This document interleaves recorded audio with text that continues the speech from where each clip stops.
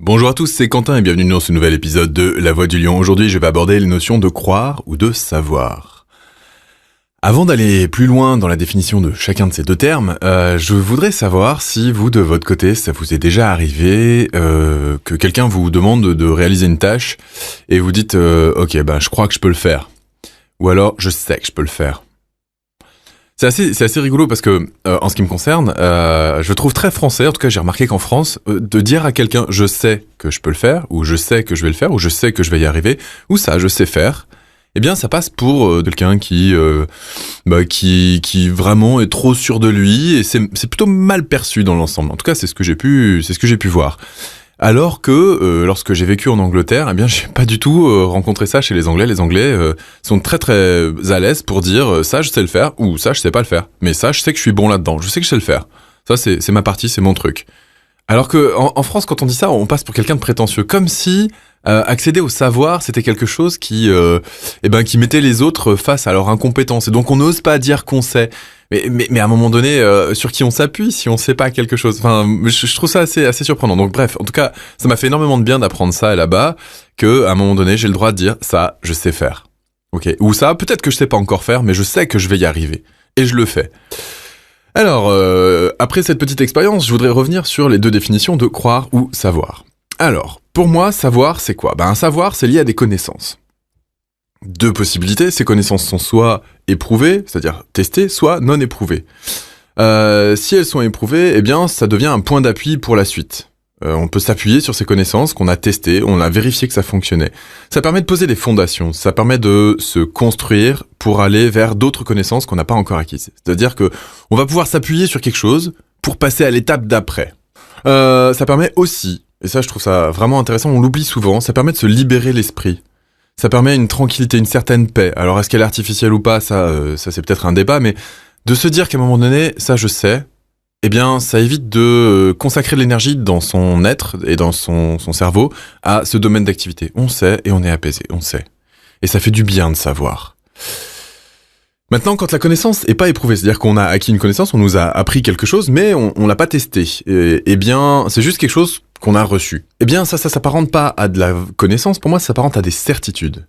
Alors, ça apporte la stabilité dont je parlais juste avant, de la personnalité, jusqu'à ce qu'on rencontre à nouveau des limites par rapport à cette connaissance qu'on n'a pas éprouvée. Et à ce moment-là, eh bien, on a deux choix. Soit on refuse l'expérience qu'on est en train de vivre qui nous ébranle dans notre certitude, soit on l'accepte et on accepte de remettre en question. Et donc là, à ce moment-là, on avance et on acquiert de nouvelles connaissances qui peuvent éventuellement englober les précédentes. C'est quelque chose qui est assez marquant dans l'histoire des sciences, par exemple. Alors, pour ceux qui savent, c'est un petit peu le rapport qu'il y a eu entre la mécanique newtonienne et la relativité d'Einstein.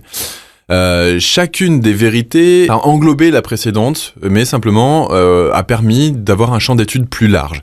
Voilà. Et ça, c'est comme ça pour moi qu'on progresse au niveau des connaissances. Avoir une nouvelle connaissance qui remet en question la précédente complètement, c'est-à-dire qui la révolutionne, à mon avis, ça fonctionne pas parce qu'on a construit notre humanité depuis des siècles et des siècles.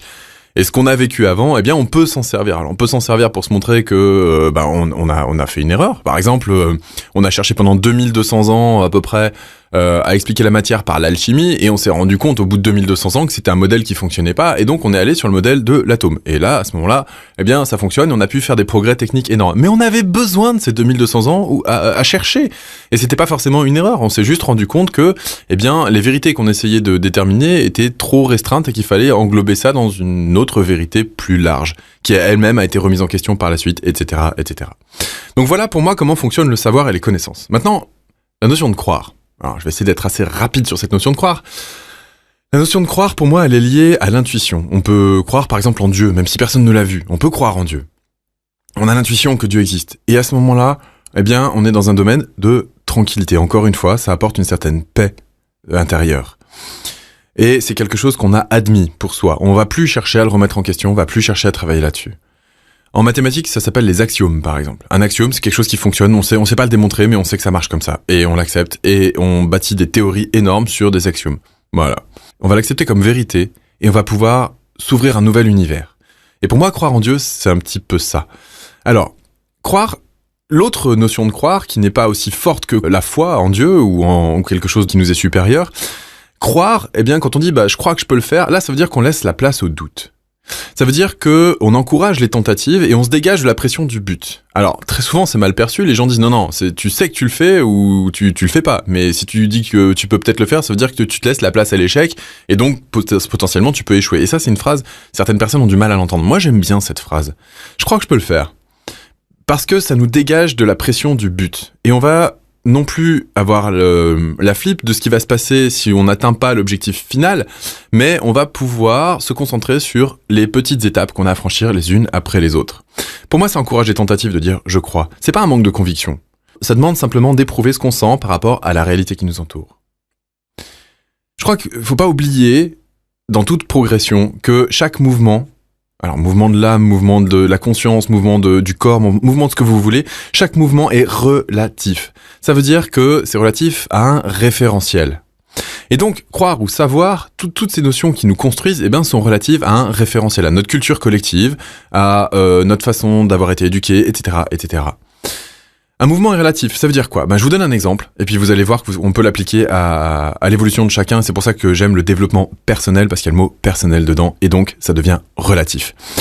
Alors, un mouvement relatif, c'est quoi ? C'est par exemple, vous faites tomber un stylo quand vous êtes dans le train. Pour vous, le stylo, il tombe de manière verticale. Si un observateur extérieur au train voit ce stylo tomber par la fenêtre, pour lui, ça va décrire une parabole. Donc le mouvement du stylo n'est pas le même pour un observateur qui se situe dans le train et pour un observateur qui se situe en dehors du train.